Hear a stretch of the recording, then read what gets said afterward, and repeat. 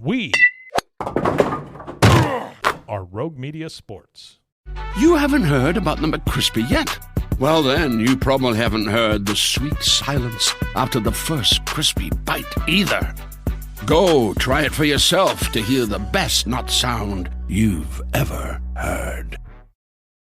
Hey, it's Mark Goodman. And I'm Alan Light. On today's podcast, Record Store Day founder Carrie Colleton is joining us to discuss the April 20th RSD special releases. Plus, we'll talk live with our audience, the Sound Up Pod Squad, and find out who still listens to vinyl. And some updates from the Beatles universe. Oh, good. Sound Up with Mark Goodman and Alan Light, the only music podcast that matters.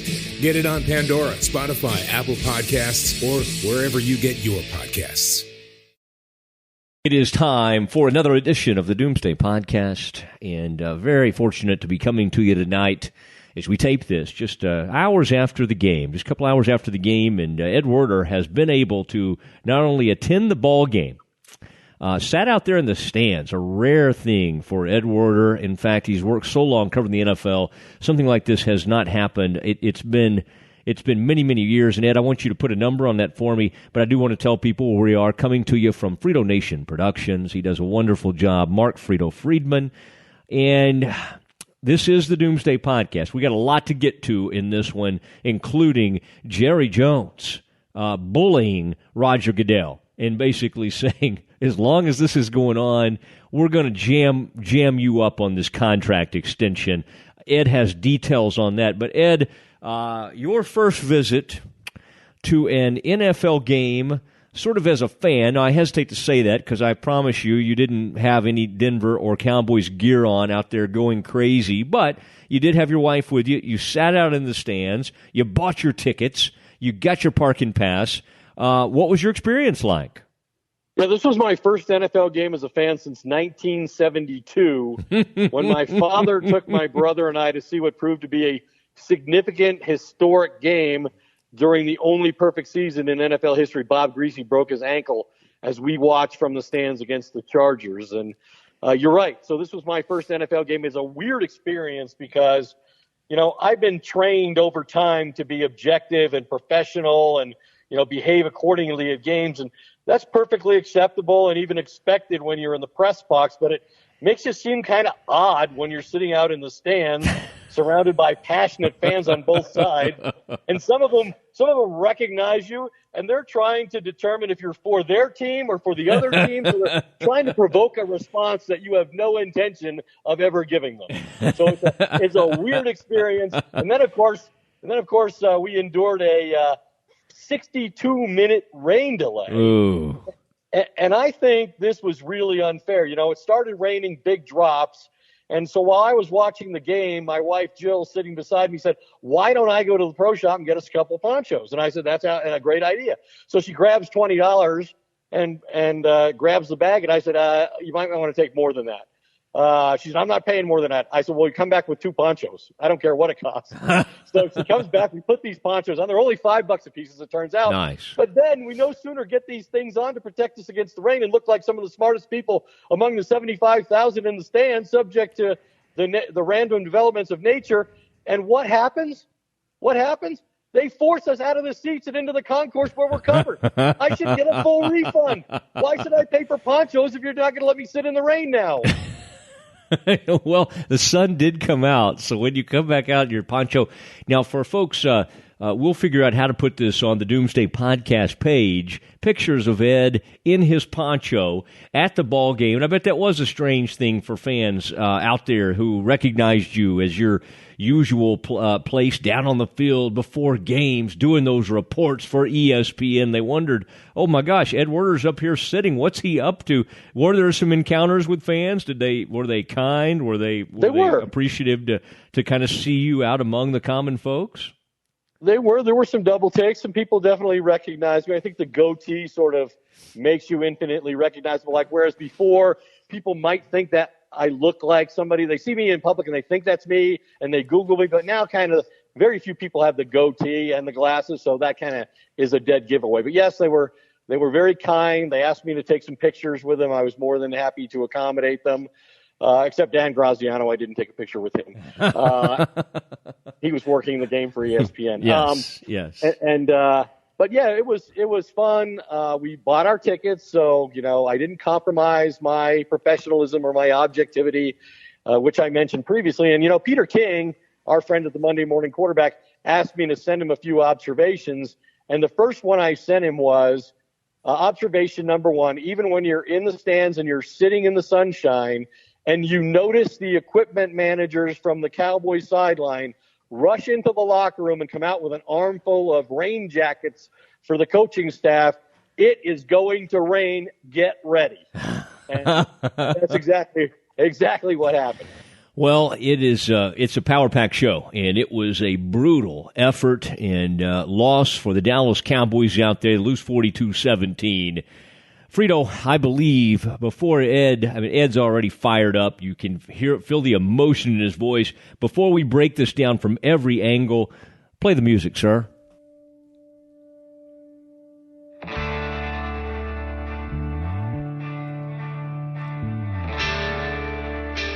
And here it is, the Doomsday podcast, ready to go again in week 2 of the season. And Ed Werder, who, as we just talked about, right there, our man on the scene, was in the stands today, somehow was able to make it after the game in pretty quick fashion. I would guess that Ed might have left a few minutes early, seeing that it was a lopsided game even fairly early there in the fourth quarter.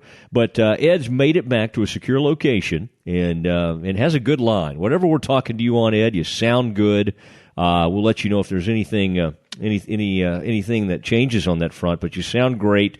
Ed, my thought, the first thing I want to talk about, and then at some point I want to get you to weigh in on this Jerry news that hit this morning before the games and some of those preview shows and ESPN report. Two of our friends from ESPN put that report out, and I know you've gathered some more details on Jerry and Jerry's involvement in perhaps jamming up the commissioner on his him seeking the contract extension that seemed to be a formality, but now has been delayed perhaps by one Jerry Jones. Now, Ed, I would say this. Let's start with the fact that the Cowboys go on the road, first road game this year, and just get absolutely humiliated.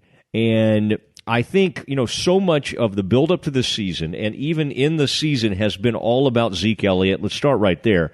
You were at the game. You're sitting up there. I was able to kind of see where you were seated. You had really nice tickets at this venue, and it seems like a pretty loud place. I don't know if it's quite as loud as Seattle, but I know it can get loud there.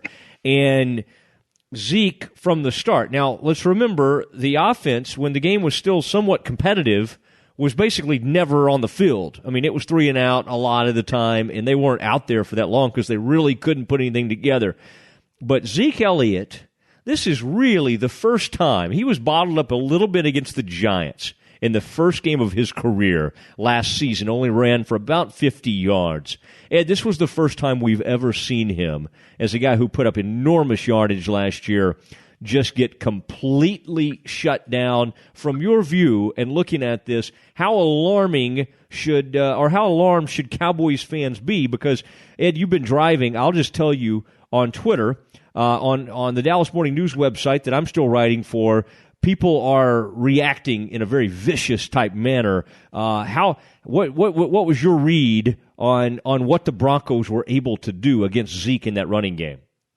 Well, I think the thing that you have to be mindful of is the Broncos recently have been one of the best defensive teams in football. And even though, they fired Wade Phillips, they are strong on the defensive side of the ball in terms of coaching staff and personnel. They brought in Vance Joseph, who was an outstanding defensive coach with the Cincinnati Bengals. Broncos tried to hire him actually before they hired Wade Phillips as their defensive coordinator. And then failing that, they did hire him as a head coach when he became available on Adam Gase's Miami staff. And then they promoted Joe Woods, who had been their secondary coach under Wade, to create some continuity. And they have a lot of unique talent on the defensive side of the ball. We saw toward the end of the game that Von Miller, again, is one of the best pass rushers in all of football. And he's a guy you have to build your whole game plan around. or he'll destroy the game on you single-handedly. And for 3 quarters, they handled him reasonably well.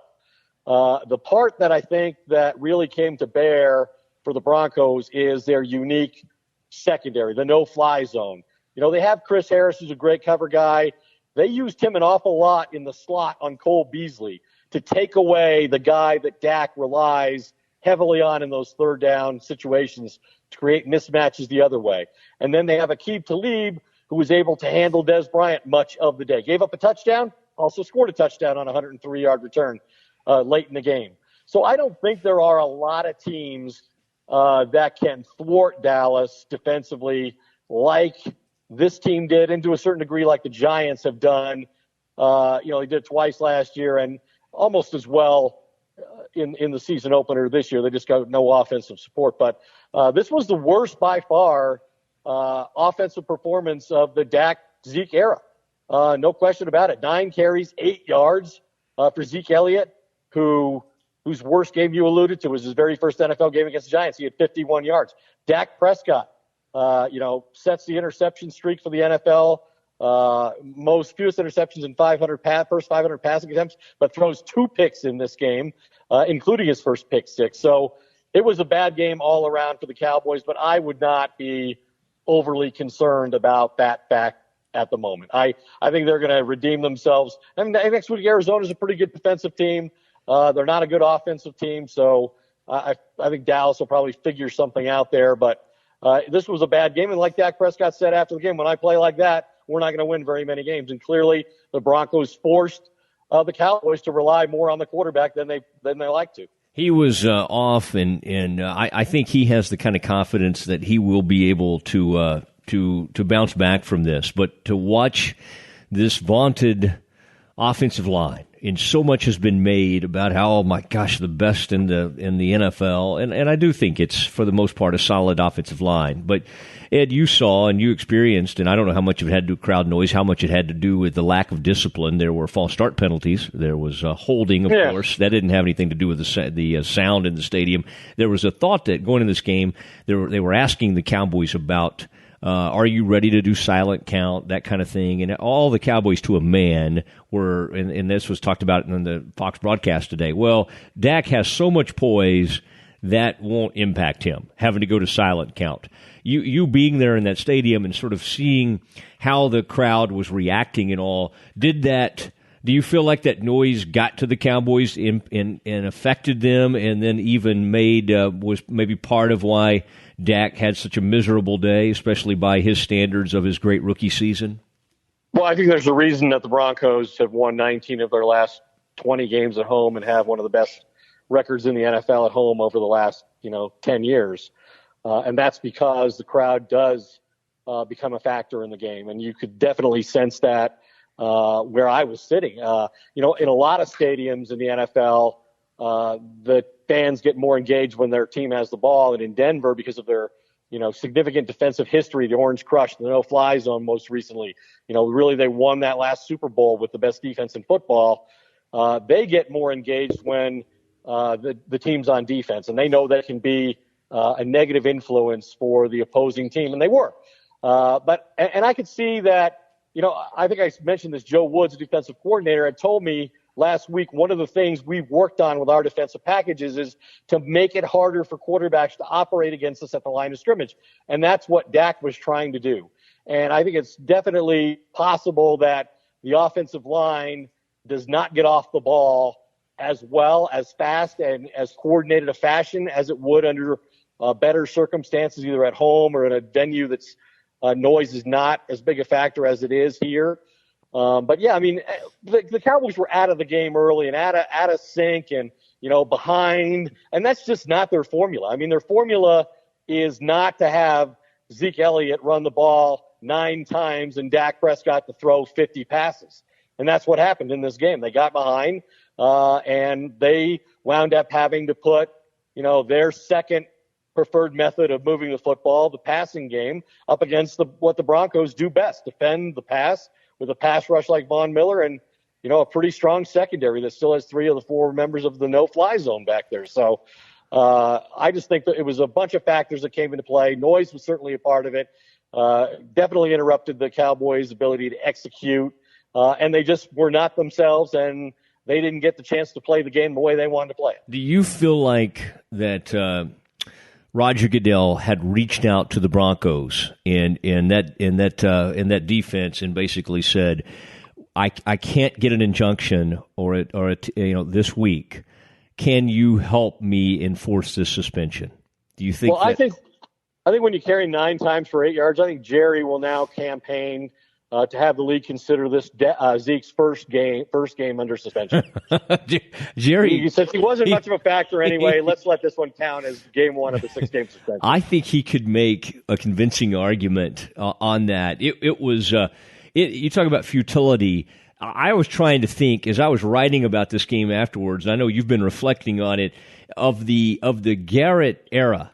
Now, you remember, since he's taken over, I'm trying to remember, was he already the head coach that time the New Orleans Saints had like 78 first downs or something, just insane amount? I mean, there have been some humiliating type defeats, but now as far as just thorough domination, this is the third worst score based on score, or score discrepancy. The third worst of the Jason Garrett era. Okay, but as far as the eye test, it's about one of the worst in terms of just getting manhandled. In fact, that Shaq Barrett, and you're familiar with his work, Ed.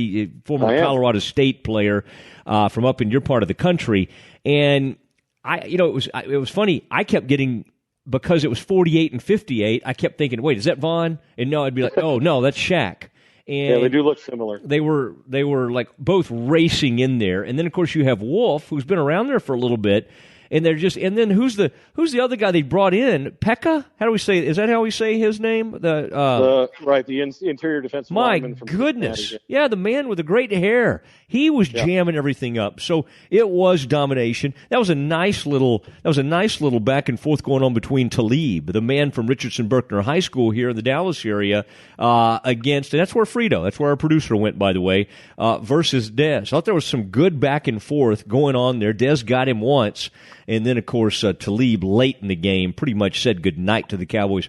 I almost think it's better that way, Ed. There was part of me at that point, if the Cowboys had have somehow made that, like 35-24, and that would have allowed Garrett to have this sort of, what he would have clung to. They kept fighting. We never gave up. I liked how he sort of tried to climb back into the game. You don't deal with reality when you have that kind of a response. And so I think it's almost better, maybe in the long run for this team, that they went ahead and had the big blowout, because they certainly earned that blowout. Now, a couple of plays before we get to some of the defense. There was two plays I want to hit you with. And you're there. Ed Werder was right there at the stadium. Xavier, the X-Man. Woods, the rookie out of Louisiana Tech. Now, there you're watching Chris Jones, who had a great performance against the Giants. End zone. Okay, so there you are. You're watching this. And Chris Jones, Cowboys punter, may be the best player on the team right now. He puts a beautiful kick up there, lets it land at about, 10, 5-yard line, right in there, exactly where you want a punter to put the ball, and gets the hang time for the young X-Man to get down there and wait on it. And Ed, if he doesn't, this was a sign of things to come to me. This is a flip the field position, pin them back there, see what you can do. Lawrence had been incredibly active fairly early in that game, and that guy goes wandering into the end zone. Could you figure out what he was doing? Did he literally lose track of where he was? Did he think? I think he must have, because initially he did exactly the right thing, and he stopped right at the goal line and turned and faced the ball. But then before it bounced, or as it bounced, he went in the end zone and then tried to knock it back into the field of play where he had just been standing. It made absolutely zero sense. Did you see the officials? They were so they were confused by the whole situation. They were flummoxed, as we like to say. Flummoxed is what they were. They didn't know what was going on, and it took them a second to go ahead and say, because they're like, what was that guy doing? Now, that was one play. A bigger play.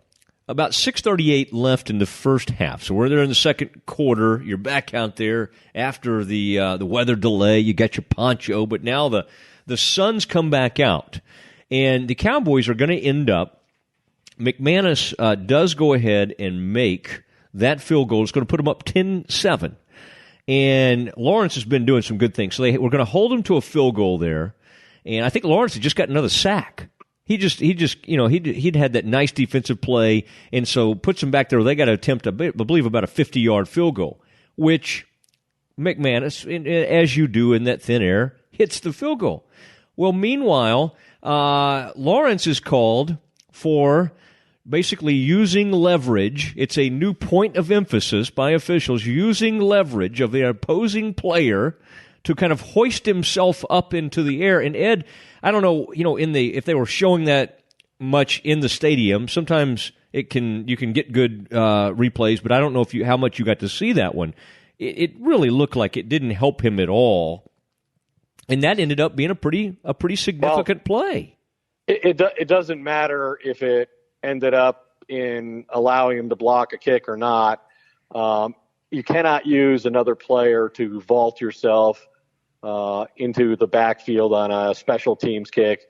The league has just determined that, and the coaches really supported that. It's a very dangerous play. It's a play that could easily end in somebody, fracturing their spine or breaking their neck and suffering a really significant injury that nobody wants to see happen on an NFL football field. And so that play has been legislated out, and so they're going to call it, very carefully. If they see anything that resembles an attempt by a player to do that, they're going to draw the flag. And you're right, it was a pivotal point in the game because the defense had made a stop and had gotten them off the field with the minimum amount of damage, 3 points, and instead gives them a first down. They wind up scoring a touchdown. Yeah, and really, other than never look back. I mean, Cowboys thought maybe they had gotten a foothold when they scored at the end of the half. Dak seemed kind of excited at that point, like, hey, we're moving it a little bit, maybe got some rhythm, 21-10, and then, Ed, they come back out at the second half, the Broncos do, and put together one of those mind-numbing, life-sucking drives that the Cowboys never recovered from. And it was it 6 consecutive third down conversions? I mean, it was a remarkable thing. Even 3rd and 11, it did not matter. 3rd and 5, there was a 3rd and 4, there was a 3rd and 3 in there. It did not matter. The down and a 12-yard run on 3rd and 11. The Cowboys gave up a 12-yard run to C.J. Anderson on where he reversed the field on 3rd and 11 and converted that even. And yeah, I mean, Trevor Siemian's a good player in that league, and the Broncos, I think, believe that he's a top 20 quarterback who maybe can be a top 15 quarterback, and if he's that and they can run the football and play great defense, then that's the formula that they need to have success and try to get back to a division championship and win a Super Bowl again. And I think he's an underrated player, but for him to be as accurate as he was and to throw 4 touchdown passes, I think they knew that they had a great advantage with both of their outside receivers. So it wasn't a surprise to me that they were able to have success throwing the ball outside. The surprise to me was that the Cowboys couldn't at all defend the run.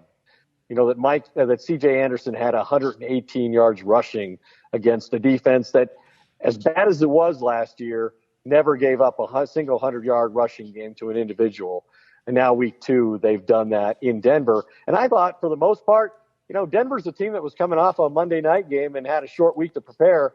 And the Cowboys really looked like the team that was struggling with some, challenges in that regard. Like they weren't very well prepared for this particular matchup and didn't handle the elements, whether the noise, whether it's the altitude, which can be a factor early in the season for a team that, maybe doesn't have a lot of depth because players get fatigued. They've only been playing a quarter with the exception of the regular season openers. And so they're not conditioned to be playing 60 and 70 snaps in a single game as they were forced to do today. But the Cowboys had an advantage of an extra day of preparation that the Broncos didn't have, and yet the Broncos really dominated the game in every single phase.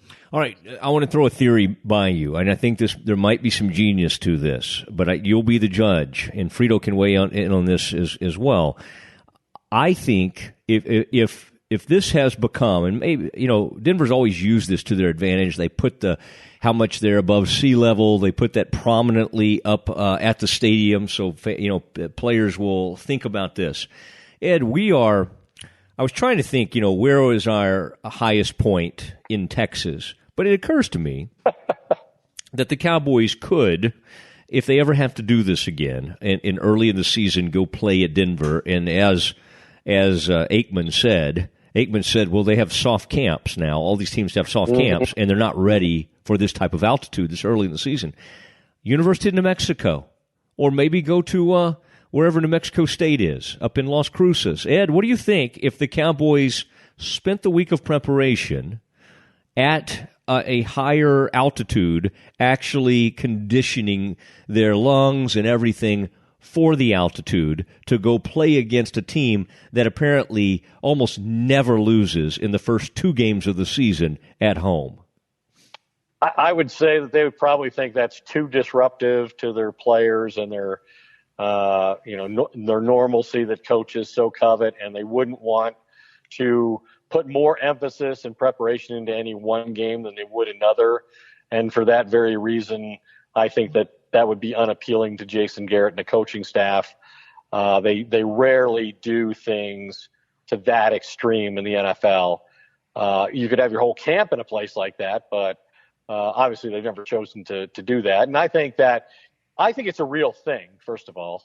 There's a reason that Olympic caliber athletes, runners in particular, go train at altitude, right? When there's an Olympics in Mexico City or someplace else, they take that seriously in a way that football teams just don't. They just try to rely on rotating people in. And obviously the Cowboys think they have good depth on their defensive line, even though DeMontre Moore and David Irving are not there. They're still suspended. Moore will come back this week. But I think they felt like they could control reps with their depth. They were certainly aware of what the Chargers did, because I talked to some coaches about that very component in this game. The Chargers I mentioned, I was on the sideline covering it for Westwood One, and they opened their second defensive series, and none of the 4 defensive line starters were in the game when the second series began, including Melvin Ingram and Joey Bosa. So right away they started with a rotation to prepare for that very eventuality, that would over time take its toll. I don't know how much the Cowboys ultimately had to do that, because I think the game got away from them pretty quickly. Yeah. And as we talk about the defense on the Doomsday podcast, Ed, there were some guys. Now, I'm a big Malik Collins fan. He had his moments, but for the most part, he was one of the players that was just getting moved around.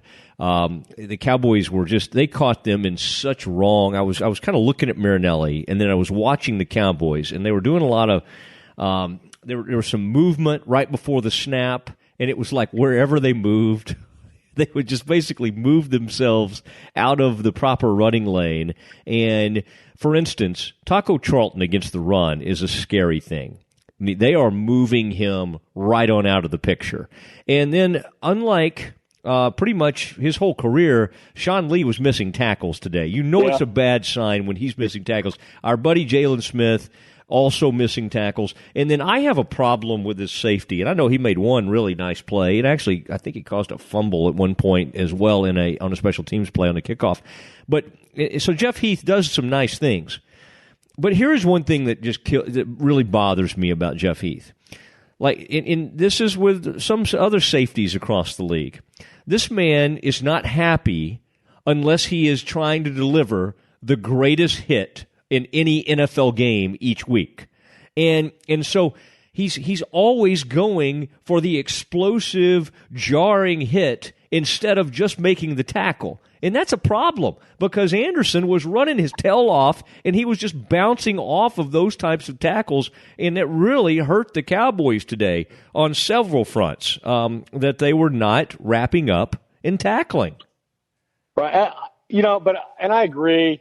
with a lot of that analysis. But for me, the Cowboys are a team that wins with offense, and the offense is the part of the team that failed to perform to expectations today, and that's why they lost the game. I mean, yeah, the defense wasn't great, but the Cowboys' only touchdown drives followed turnovers created by the defense, and those possessions were 3 yards and 39 yards. So as few points as the Cowboys scored, both of their touchdowns came after the defense created easy scoring opportunities for them. And to me, it was really, the Cowboys had one rushing first down. They were outgained, 178 yards to 40 on the ground. Mm-hmm. So to me, to put this result on the defense would be somewhat unfair. They did create a couple of opportunities. They did allow the 2 touchdowns that the offense did score were the result of turnovers. And I think the Cowboys know they're not going to win very many games on defense. They've got to win the game on offense, and they weren't even really competitive on that phase of the game against the Broncos. Yeah, it was I know it had to be, it was not a pretty thing to watch in person, and you were right there on top of all of that, Ed, at what I still call Mile High Stadium. I know it has some other involvement, some more corporate type involvement there, but it was really something to watch. And to me, it sounds like I'm probably, and this isn't shocking to anybody, maybe reacting a little more than you are. You are someone who occasionally brings perspective to the podcast. I don't always do that. I would just say it is pretty alarming that on a rare time when a defense was able to put something together to just completely stifle the run, that the Cowboys couldn't get anything done. And a real good point by you, the fact that the scores that they had, they didn't have to travel far, and at the end, even some of the yardage Dak had was all sort of meaningless late game where he's just trying to chunk it down the field, and the Broncos were allowing some of that. That is embarrassing, especially for a back in Zeke Elliott. Say what you want about Zeke Elliott. He's caused an enormous distraction for this team. Now, they also believe he's one of the better players in the NFL. So they're going to fight for him. Obviously, Jerry has fought for him on several different levels. But to send that kind of all-pro back out there and have him go 9 carries for 8 yards, what you have to guard against and worry about is the carryover. Because now it is in his mind, in the offensive line's mind, and the next team up that you can do this. It is possible to completely short-circuit this offense that is supposed to be one of the most balanced and potent offenses in the NFL. And what is it the Arizona Cardinals do well? Their next opponent is the Arizona Cardinals next Sunday night. And what is it they have, and what do they do well? They play great defense, right? I mean, that's how they win. And they've got 2 unique players in their secondary, and Patrick Peterson, who might be the best cover corner in football, man-to-man, plays the best receiver every down, every week. And then they've got Tyrann Mathieu, who is a unique defensive back in his ability to play around the line of scrimmage and blitz and pressure quarterbacks, and he catches the ball well, so he's got a lot of interceptions. He's as close to a Charles Woodson-type player in his prime as the NFL has seen. And so that makes them a dangerous team. And exactly for the reason that you just said, they have some of the same personnel advantages that the Broncos brought into this game. And when you get to watch tape of what the Broncos did and what the Giants did the week before, both of them trying to do the same thing, which is commit whatever resources defensively you have to take Zeke Elliott out of the game and force the ball into Dak Prescott's hands. And ultimately, it's worth it. It's worth whatever gamble you have to take to neutralize Zeke Elliott. I think that's what defensive coaches are going to take out of this film. Yeah, I think you're right. I think they'll also I think the Cowboys are going to have to probably do a little better job of knowing what cleats to have out there in a game. And maybe it's just that these receivers were running such great routes. Aikman was really, by the way, Ed, impressed with Emmanuel Sanders and some of the things he was able to accomplish. And a lot of what Troy talked about was the pivot route. And you know what the pivot route is, and the Cowboys were just biting on it, and not only biting on it. Jordan Lewis had this happen to him. Heath had it happen once to him. I saw Jalen slip at one point. They could not keep their footing out there. So, there were just so many things going wrong, and I thought you would find that interesting. By the way, at one point, Troy said of Emmanuel Sanders. Troy's point was, the guys in his day, like Michael and others, just were better route runners. He thinks they're great receivers right now, but they're not as technically sound when it comes to route running. And after watching these pivot routes and all the things that Sanders was doing, Troy said something to the effect of, "I think this is one of the best route runners in the game." So he was pretty well, he would impressed. know. Yeah, he would certainly know. Yeah, and he's got amazingly quick feet. And sure hands, and he's a very tough guy to match up with when you're, trying to do all you can to stop Demaryius Thomas from taking over the game, which I thought the Broncos did a really good job early on getting him involved. He didn't have huge numbers, but I think it sort of set things up for the rest of their offense in a way that didn't happen the week before against the Chargers. Yeah, I think that's right. In that drive we were talking about earlier, where the Cowboy, the first of the second half, that the Broncos just kept converting third downs. I wrote this down. Troy says that the Cowboys' defense is reeling. They don't know what to do.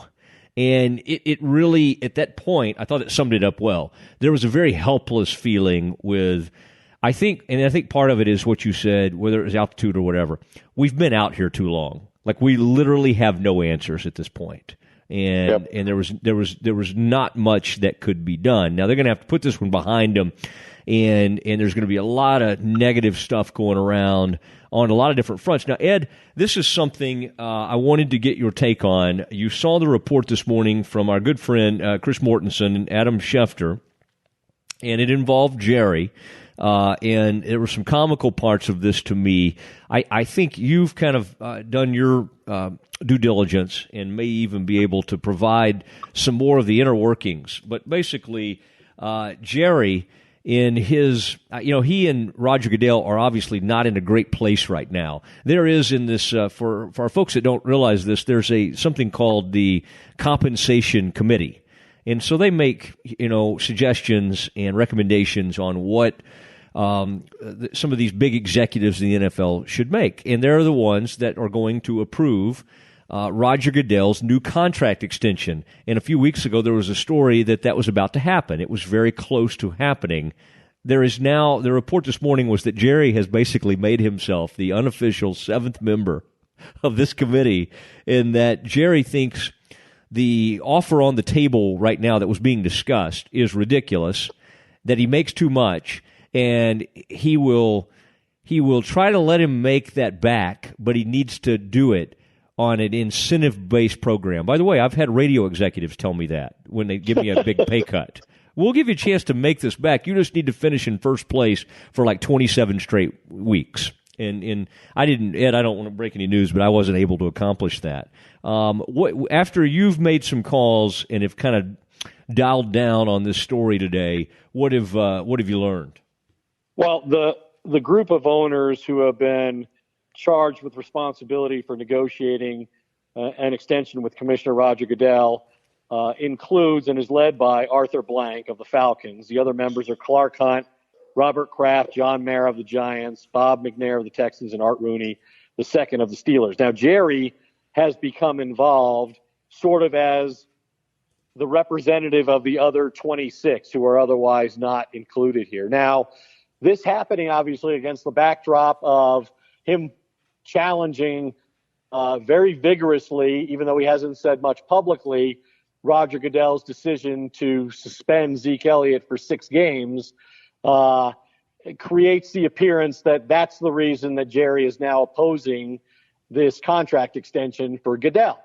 And, Jerry's made it clear in off-the-record conversations, or so it seems, that that's not the issue. My issue here isn't that he's disciplining my most important player. My issue is his salary is exorbitant and unnecessary, because otherwise Jerry could be accused of being a hypocrite, because he supported Goodell ferociously when Tom Brady's 4-game suspension was announced.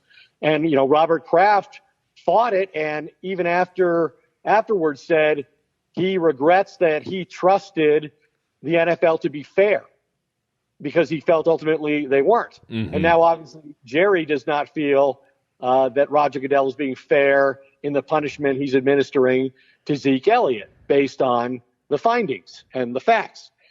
What's interesting here is Arthur Blank has allowed Jerry to be involved because I believe he thinks he's less dangerous if he's leading the rest of the group against these other owners than he is if he's included as part of the group, even if it's in an unofficial capacity. At least Jerry believes he's influencing the ultimate decision. And so he's less likely to create opposition that could wreck this whole deal. There are a lot of people who don't think Jerry's as influential in this regard as Jerry may think he is. But that all remains to be seen. But obviously, they're allowing him to be involved so that he doesn't lead an outright rebellion among those who are not officially involved. And that might be sort of the old saying: "What keep your opponents, your friends close, and your enemies closer." It's that sort of idea. I gotcha. It does sound like he and his fellow Texas owner, of course, the owner, Bob McNair of the Texans, are on the same page. There were several anonymous sources basically saying in this story, in this report, one of them basically saying this is an awful deal and, something has to be done. And so you're right. It sounds like there are some of these owners, and how much involvement in I just think, in my mind, as I read the story, Jerry is feeling there was a time when I think that last CBA, when Mara and Kraft were kind of running the show, and I think Jerry actually felt a little left out. I think Jerry got his feet back under him on this whole Los Angeles thing and had such an enormous role in that now he's back kind of, in his mind, running things. And there are a lot of people in the league who don't like Jerry's role in that. And there are a lot of people in the league who are owners who are a little resentful that Jerry Jones is in the Hall of Fame and Pat Bowlen and some other people aren't. And the timing of the whole thing is interesting, right? Because part of the report was that Goodell was informed that Jerry was becoming an unofficial member of this committee as he was finalizing the decision on disciplining Elliott. Well, that's either a remarkable coincidence or an attempt by Jerry to influence the outcome, right? Mm-hmm. And I do think that Jerry does believe, and it's going to be hard to change his mind, that the commissioner does not deserve the salary that he's made in recent years. He's made $200 million since he was elected in 2006, and that includes $44 million in 2015. So Jerry does not think that the commissioner, any commissioner, is worth that amount of money. That's over $1 million per team by a significant margin. Now, he does take a lot of criticism for basically doing what the owners want done in running the league. He's obviously an unpopular figure in the NFL in times like these, with the Brady suspension and the Elliott suspension and the botched investigations. And so he takes a lot of criticism that would otherwise be directed at the owners. And that's why they pay him these huge sums of money. I also think, Matt, that the owners have got to unify on this. And I think guys like Robert Kraft will be essential in this regard. They've got to unify themselves because they can't present anything but a united front as they get ready to do a new CBA with the NFLPA. Like, they can't appear that they aren't in agreement on major issues. And one of the things that some owners, like Jerry, don't believe in is they no longer believe that the commissioner should be involved in investigating and disciplining player conduct. And that is, by the way, while they all in the CBA, this was all agreed to. I think that is one place where Jerry and some of these other owners are correct. And who'd we have on recently? Michael McCann from SI. He made a good point. Roger Goodell really shouldn't even want this much power because obviously it's backfired on him. Now he may make an immense salary, but he's become such an unpopular person that he has not proved to be very efficient nor successful at executing these investigations, even though he has assembled some people with very impressive backgrounds. He has still found a way to leave himself open to second guessing because he simply, from a transparency standpoint and just an overall execution standpoint, has failed time and time again. So, and Michael McCann is making the point that he's not a lawyer, and so he's expert in a lot of things, but this is not an area where he excels, and so the NFL should find another way that's more fair to the players, that has more trust by the fans, and what that is and whether they do it remains to be seen. It's going to be part of the negotiation. If the players' union wants that, and they're going to make that a priority, and I have my doubts that they will, because this affects such a small percentage of the players in the NFL. Like 99.5%, or maybe even higher than that, of the players in the league never encounter this issue. And so to them, it's like, why? I have a short career as it is. Why should I give up millions of dollars for these guys who put themselves in these predicaments when that's never going to happen to me? So it's a tough sell. And don't forget that this was the attitude the owners endorsed with Goodell when he took over as commissioner. They felt like they wanted to take the game back from the players. And that's exactly the mandate Roger Goodell felt he had from the owners, and that's why he's been so aggressive in these sorts of situations.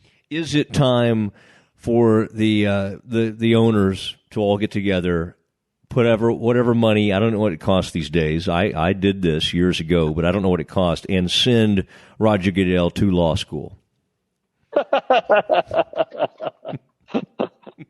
I don't know if he'd be willing to do that. He's made an awful lot of money as it is, as we said. I think I'd like that. That'd be a good story. Is Roger, by day the NFL commissioner, by night a law student, just to try to get better at this. And I do want to say this one thing. Thanks to our partners, we continue to have all sorts of folks wanting to get involved with us, and we appreciate that.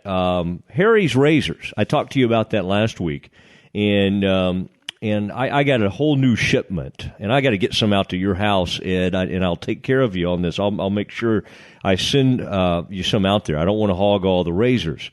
Ergonomically, just wonderful, great to the touch on these razors. And then for a guy with sort of sensitive, I'm just a sensitive man, but also sensitive skin. These things are doing a nice job of sort of, I struggle. I cut myself a lot. I'm a cutter. Intentionally? Did you do this intentionally? No, but I love Harry's Razors. And listen, the Germans, they make good cars, and they make really nice razors. And they've got some factories, Ed, and I want to visit one of those someday. But they put together a really nice razor, and somebody like you, Ed, who right now is experimenting with sort of a variety of looks. The goatee. The goatee is a good look on you, but as you know, you do have to trim it up occasionally, and so I do. The Harry's razor, I think, is going to help in that regard. I have found that Victor Kayam's product, to speak of an old AFL Patriots owner who was involved with Remington and razors, made his fortune. I much prefer Harry's to that, and I guess most people only wish that with this sponsorship we'd be talking about the Cowboys losing in what was a close shave, but that's not the case. Oh, that was certainly not the case. And Ed, tremendous stuff as always. Appreciate you being out there kind of in the field for us and your willingness to go to Denver and to be out there and experience that in person. It sounded like it was an interesting time for you. The fans enjoyed interacting with you. Is this something, Ed, you would want to make it a habit of, or are you still more of a guy who really enjoys being up there in the press box with the free food? Well, and the shelter. Don't forget that. The shelter right, is nice. yeah. I found myself missing the press box quite a bit when it started to rain and lightning. And I did have to buy. So can I expense my $144 tickets and half of our 2 hamburger, Coke, and French fry lunch that cost $31, or do I have to eat that too? No, I would suggest sending that to Westwood 1. Okay. And I'll do that. see if Kevin Harlan and his bunch will take care of that. Actually, Ed, Matt may take care of the ponchos. I will cover $5 ponchos. I will cover the ponchos. I can't do that. Well, I will say this. I will say this about the experience. I respect the fans who spend their money and support their team, and they sit out there and they yell for 3 hours for their team, and they stand up, and they're very devoted, and that's not me. That's been coached out of me a long time ago. I think football is a great television experience, and if you're going to be there, the press box is the place I'd like to be. Do you? By the way, can you? And I'm not saying this as a joke. It's legal there. Do you smell marijuana like in the stands, or I mean, like how much of that is going on as you head into the stadium? Jill's very aware of those sorts of things and has sensitivities in that regard that I don't, which means I can't ever do anything that she doesn't approve of. She's going to find out. We never smelled it in the stands when the game was going on, but during the break, there were definitely places where that aroma could be detected by almost anyone, including me. Now, Ed, are you? I don't want you to share too much if you don't feel comfortable, but as you've made your way around Colorado, have you ever gone into, say, some sort of bakery or dispensary or something and seen some of these edibles? I think there are a lot of options these days, from what I'm told. Have you ever encountered any of this? I have not. I have not gone into a dispensary. I've not been photographed outside of one, unlike some other people we may know. And as far as I know, I have never in my life used marijuana. As far as you know. Are you trying to say, that you've never inhaled? Somebody could put something in something I wasn't aware of. I see. Hopefully that hasn't happened to you. Never by my known choice have I used marijuana. By the way, Frito, one final note here. Frito has some final thoughts he wanted to share. He believes Zeke today in his 9 carries for 8 yards, possibly distracted by the thought of weed being so close. Say that again? Frito wonders if Zeke was distracted by the thought of weed being so close to him. But he had a great game in Seattle when he knew where it was. And he knew how close it was.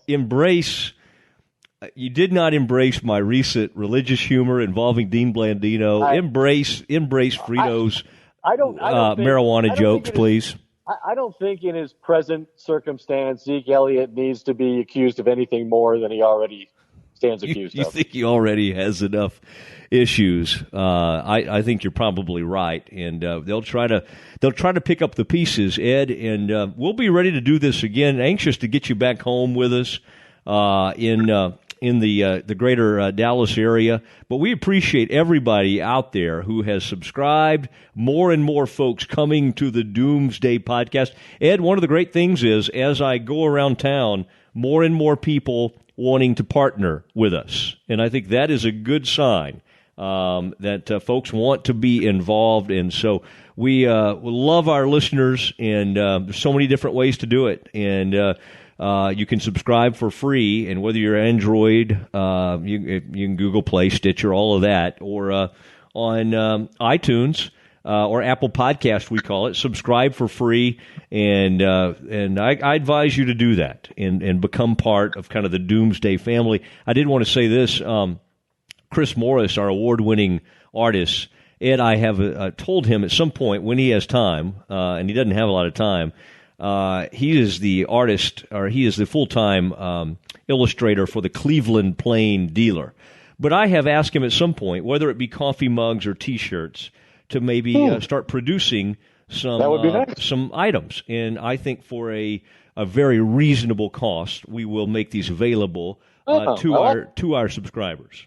Yeah, he's by far our most talented employee as far as I'm concerned. Boy, don't offend Frito like that. Frito. Throwing no shade at Frito, who I think, like me, heard what you just said about all of these new financial streams we're tapping into and is expecting a little something, a little bump in the PayPal account this week. I think I've told you. Ed, I think I speak for Frito when I say that. I'll just say, of all my employees right now, you were the last one who should be complaining.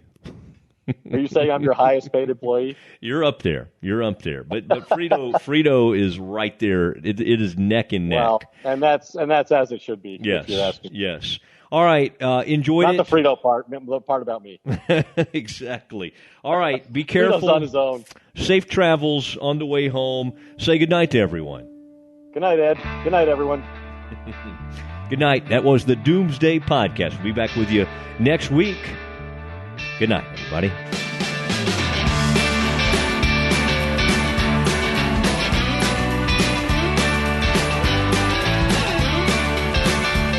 Well, the Christmas lights are shining, stockings have been hung.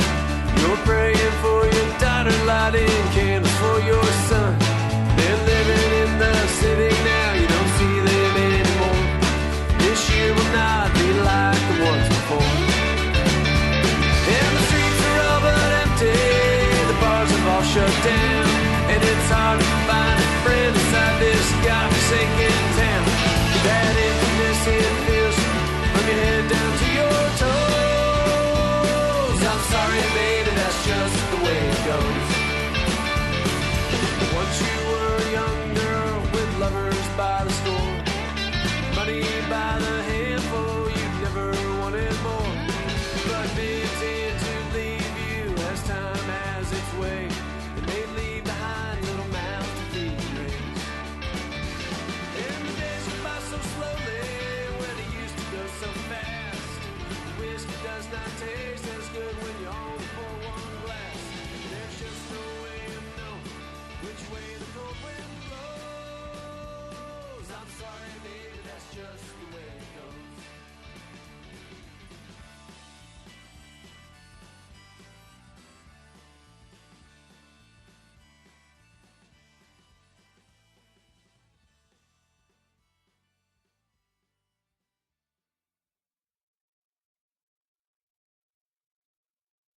You haven't heard about the McCrispy yet? Well, then, you probably haven't heard the sweet silence after the first crispy bite either. Go try it for yourself to hear the best nut sound you've ever heard. Hey, it's Mark Goodman. And I'm Alan Light. On today's podcast, Record Store Day founder Carrie Colleton is joining us to discuss the April 20th RSD special releases. Plus, we'll talk live with our audience, the Sound Up Pod Squad, and find out who still listens to vinyl. And some updates from the Beatles universe. Oh, good. Sound Up with Mark Goodman and Alan Light, the only music podcast that matters. Get it on Pandora, Spotify, Apple Podcasts, or wherever you get your podcasts.